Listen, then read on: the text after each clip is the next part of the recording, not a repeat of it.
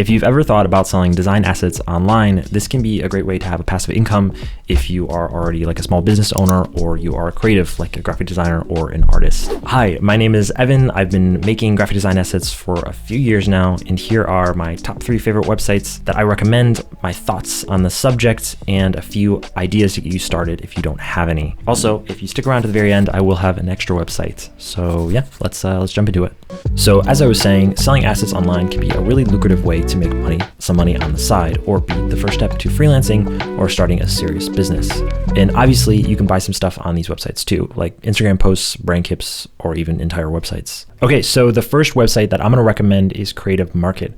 Creative Market has been around for a little while now, and I actually have a shop there, and they sell pretty much all sorts of design assets. So that's going to be fonts, templates, Photoshop, add-ons, stuff like that. So the challenge with Creative Market is you do have to apply for membership. So that means sending them your portfolio and then basically tell them what you're going to be selling. So if you're going to apply, what I recommend is making an example project. So what I did and what I made was a picture frame mockup.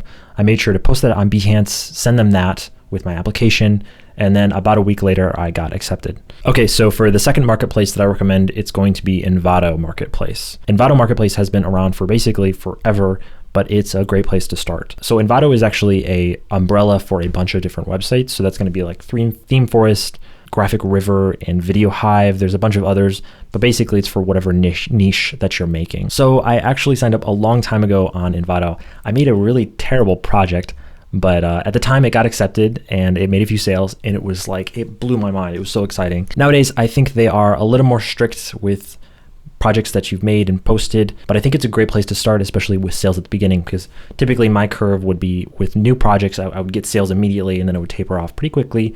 But that was a good place to start for me. So I don't believe you have to apply for Envato, but the key difference between Creative Market and Envato is going to be how products are posted. So with Creative Market, once you apply and get accepted and you make a shop and you start making products, they go up immediately on the website. But with Envato is, as you make a product, they have to go through a review system. So every time you post a new product, it has to go through a reviewer, and they basically dissect your project and make sure it's perfect.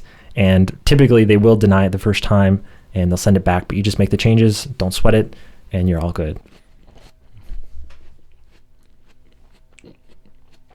Okay, so for my third website, I recommend Gumroad. So Gumroad is a little bit different. So typically they're marketed as more of a payment system for existing people with existing websites. So if you have an existing site and an existing customer base, Gumroad is perfect for you. However, they do have a marketplace and it's not very big. So here's a bit of a trick.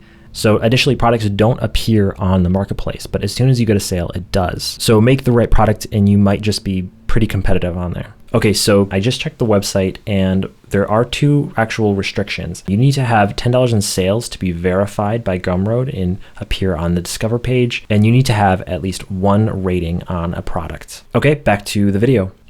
Okay, so for my bonus website, it's actually going to be Behance. Behance is kind of like a social media for designers, and it's really just a place you can post your design work if you don't know that already.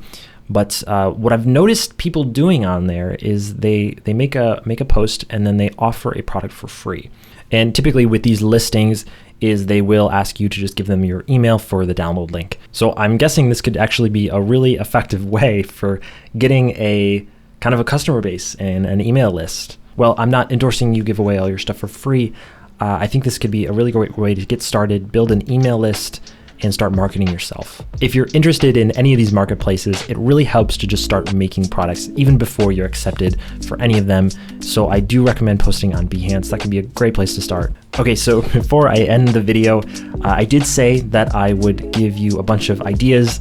I didn't want to just like go through them one by one. So what I actually did is I made a Google Doc, and you can find it down below. But yeah, be sure to check that out. And while you're down there, if you liked the video, please leave a comment and subscribe if you like.